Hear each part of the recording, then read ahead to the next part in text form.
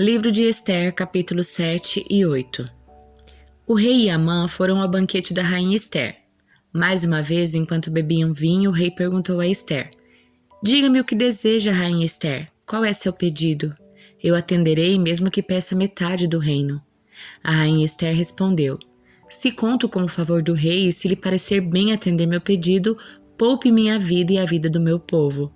Pois eu e meu povo fomos vendidos para sermos destruídos, mortos e aniquilados. Se fosse apenas o caso de termos sido vendidos como escravos, eu teria permanecido calada, pois não teria cabimento perturbar o rei com um assunto de tão pouca importância. Quem faria uma coisa dessas? Perguntou o rei Xerxes. Onde está o homem que teria a audácia de fazer isso? Ester respondeu: Nosso inimigo e adversário é Amã, este homem perverso. Amã ficou apavorado diante do rei e da rainha. Furioso, o rei se levantou e saiu para o jardim do palácio. Amã, porém, ficou ali implorando por sua vida a rainha Ester, pois sabia que o rei certamente o condenaria à morte. Em desespero, atirou-se sobre o sofá onde a rainha Ester estava reclinada, e nesse exato momento o rei voltou do jardim do palácio. O rei exclamou: Ele se atreve até a violentar a rainha aqui no palácio diante dos meus próprios olhos. E assim que o rei falou, seus servos cobriram o rosto de Amã. Arbona, um dos eunucos do rei, disse: Amã construiu uma forca de mais de 20 metros do pátio da casa dele. Pretendia usá-la para enforcar Mardoqueu, o homem que salvou o rei de ser assassinado.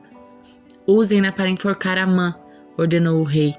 Assim, executaram Amã na forca que ele havia construído para Mardoqueu, e a ira do rei se acalmou. Naquele mesmo dia, o rei Xerxes entregou a rainha Ester os bens de Amã, inimigo dos judeus. Então Mardoqueu foi trazido à presença do rei, pois Ester havia contado ao rei que ele era seu parente. O rei tirou do dedo o anel com o selo real que ele havia tomado de volta de Amã e o entregou a Mardoqueu. Assim, Ester o nomeou administrador dos bens de Amã. Então, Ester voltou a apresentar-se ao rei e, caindo a seus pés, suplicou com lágrimas que ele cancelasse o plano perverso de Amã, o agagita, contra os judeus. Mais uma vez, o rei estendeu o cetro de ouro para Ester. Ela se levantou e ficou em pé diante dele. Disse ela: Se parecer bem ao rei, se conto com o seu favor, se o rei considerar correto e se o tem agradado, que seja publicado um decreto anulando as ordens de Amã, filho de Amadeta, o agagita, para aniquilar os judeus em todas as províncias do rei. Pois como eu suportaria ver meu povo passar por tal calamidade? Acaso poderia assistir à destruição da minha família? O rei Xerxes disse à rainha Ester e ao judeu Mardoqueu: Entreguei a Ester os bens de Amã e ele foi enforcado porque tentou destruir os judeus. Agora, enviem aos judeus um decreto em nome do rei, dizendo o que vocês acharem melhor, e selem-no com o anel do rei. Lembrem-se, porém, de que o que já foi escrito em nome do rei e selado com seu anel não pode ser revogado. Assim, no dia 25 de junho, os secretários do rei foram convocados e um decreto foi redigido exatamente da forma como Mardoqueu ditou. O decreto foi enviado aos judeus, aos mais altos oficiais do rei, aos governadores e aos nobres de todas as 127 províncias, desde a Índia até a Etiópia. As ordens foram redigidas na escrita e na língua de cada povo do império, incluindo a dos judeus. Mardoqueu escreveu o decreto em nome do rei Xerxes e o selou com o anel do rei. Enviou as cartas por mensageiros montados em cavalos velozes criados nas estrebarias do rei. O decreto do rei concedia aos judeus de todas as cidades a autoridade de se reunirem e defenderem a própria vida. Permitia que destruíssem, matassem e aniquilassem qualquer exército de qualquer nacionalidade ou província que os atacasse ou a seus filhos e esposas. Também permitia que tomassem os bens dos seus inimigos. A data marcada para que isso acontecesse em todas as províncias do rei Xerxes era 7 de março do ano seguinte. Uma cópia do decreto devia ser publicada como lei em cada província e proclamada a todos os povos, a fim de que os judeus estivessem preparados para se vingar dos seus inimigos na data marcada. Por ordem do rei, os mensageiros saíram a toda pressa montados em cavalos velozes criados nas estrebarias do rei. O decreto também foi proclamado na fortaleza de Suzã. Mardoqueu saiu da presença do rei vestido com trajes reais em azul e branco, uma grande coroa de ouro e um manto de linho fino e tecido vermelho, e o povo de Suzã comemorou alegremente o novo decreto. Os judeus se encheram de felicidade e alegria e foram honrados em toda parte. Em cada província e cidade, em cada lugar aonde o decreto do rei chegava, os judeus se alegravam muito e comemoravam com grandes banquetes, festas e feriados. Muitos que pertenciam a outros povos do império se tornaram judeus, porque temiam o que os judeus pudessem fazer com eles. Isaías 17. Recebi esta mensagem acerca de Damasco. Vejam, a cidade de Damasco desaparecerá. Ela se tornará um monte de ruínas. As cidades de Aroer ficarão desertas. Rebanhos pastarão nas ruas e ali se deitarão sem que ninguém os espante. As cidades fortificadas de Israel também serão destruídas e acabará o poder do reino de Damasco. Tudo o que restar da Síria terá o mesmo destino da glória de Israel, declara o Senhor dos Exércitos. Naquele dia, a glória de Israel perderá seu brilho, seu corpo robusto definhará. A terra toda parecerá um campo de cereais depois que os ceifeiros colherem as espigas. Ficará desolada como os campos no vale de Refaim depois da colheita. Restarão apenas uns poucos do seu povo, como as azeitonas que sobraram quando a árvore é sacudida.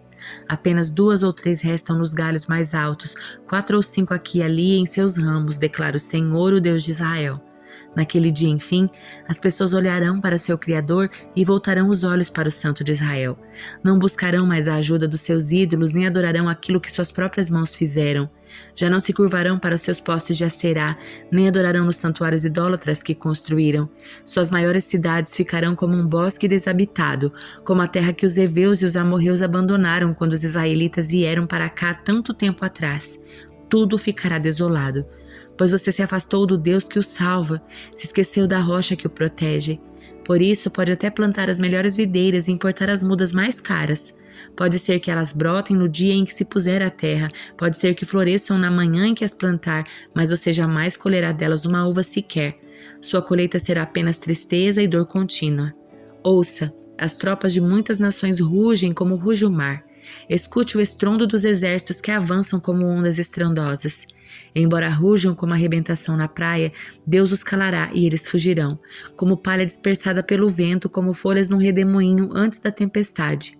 Ao cair da tarde, Israel espera cheio de pavor, mas ao amanhecer seus inimigos estão mortos. Esse é o castigo merecido dos que saqueiam, o fim apropriado para os que destroem. Tiago, capítulo 2. Meus irmãos, como podem afirmar que têm fé em nosso glorioso Senhor Jesus Cristo se mostram favorecimento a algumas pessoas?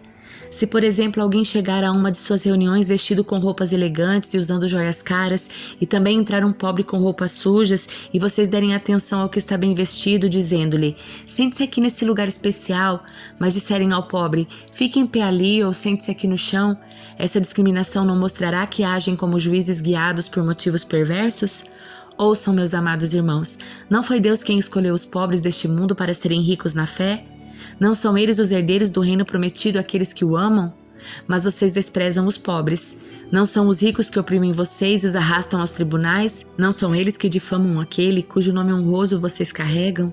Sem dúvida, vocês fazem bem quando obedecem à lei do reino, conforme dizem as Escrituras. Ame seu próximo como a si mesmo. Mas se mostram favorecimento a algumas pessoas, cometem pecado e são culpados de transgredir a lei. Pois quem obedece a todas as leis exceto uma, torna-se culpado de desobedecer a todas as outras. Pois aquele que disse, não cometa adultério, também disse, não mate. Logo, mesmo que não cometam adultério, se matarem alguém, transgredirão a lei. Portanto, em tudo que disserem e fizerem, lembrem-se de que serão julgados pela lei que os liberta.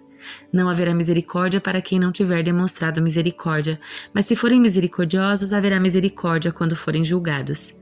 De que adianta, meus irmãos, dizerem que têm fé se não demonstramos por meio das nossas ações? Acaso esse tipo de fé pode salvar alguém? Se um irmão ou uma irmã necessitar de alimento ou de roupa e vocês disserem, até logo e tenham um bom dia, aqueça-se e coma bem, mas não lhe derem alimento nem roupa, em que isso ajuda? Como vem, a fé por si mesma, a menos que produza boas obras, está morta. Mas alguém pode argumentar. Uns têm fé, outros têm obras. Mostre-me sua fé sem obras e eu pelas minhas obras lhe mostrarei a minha fé. Você diz crer que há um único Deus. Muito bem, até os demônios creem nisso e tremem de medo. Quanta insensatez! Vocês não entendem que a fé sem obras é inútil? Não lembram que nosso antepassado Abraão foi declarado justo por suas ações quando ofereceu seu filho Isaque sobre o altar? Como vem, sua fé e suas ações atuaram juntas e assim as ações tornaram a fé completa.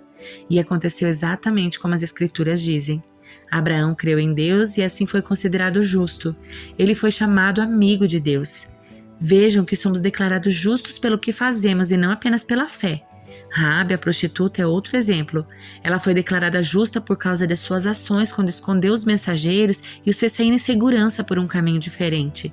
Assim como o corpo sem fôlego está morto, também a fé sem obras está morta.